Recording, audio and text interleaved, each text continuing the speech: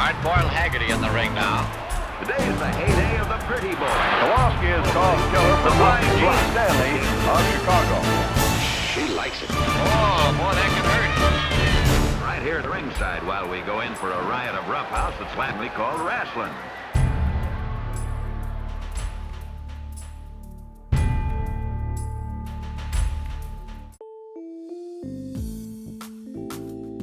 I was born in a small town, Reading, Pennsylvania, and my family is a very close-knit family. I have a younger brother and a sister, and a fun fact about me, like my elementary school, high school, and college were probably all in like a 5-mile vicinity, so pretty much everyone knows everyone.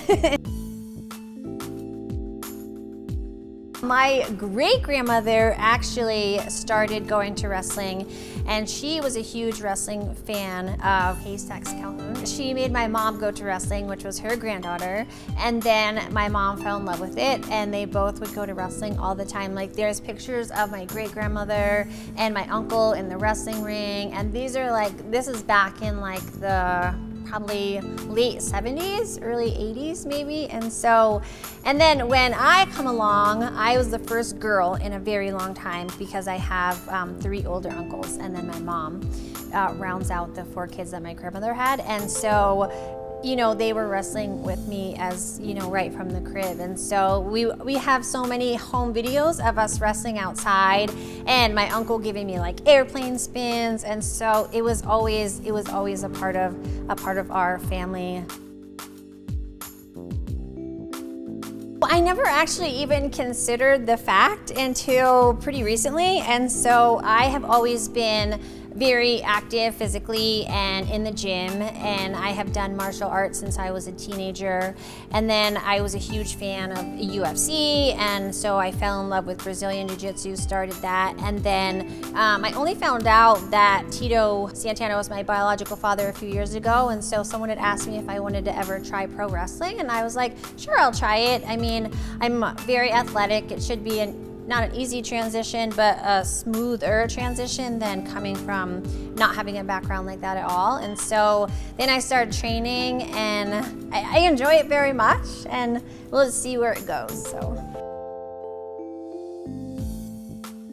Since I started training, I actually admire my coach, Sin Bodhi, the most, because he knows exactly what to teach. Like, he's so good at his craft, the corrections he makes, and just the little things. It's just amazing.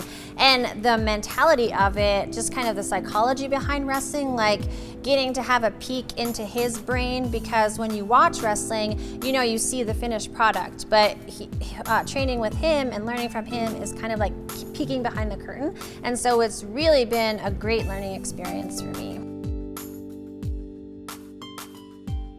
I think these are so important because the fans of wrestling, they have grown up with this. I did a podcast the other day, and someone was telling me they wanted to meet The Undertaker, and they told me the reason why, and he looked up to him, and it was so touching and heartfelt.